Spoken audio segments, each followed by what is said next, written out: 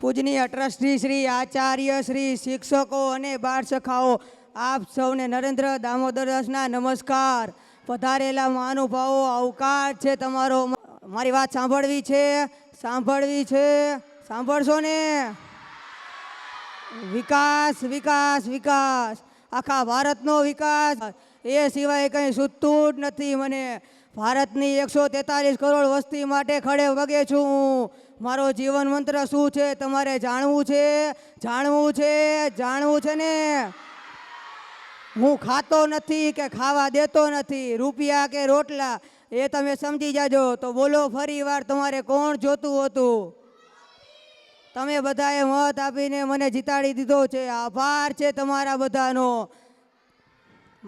ભાઈઓ બહેનો, તો આવો વિકાસમાં જોડાઈએ અને કહો ભારત માતા કી.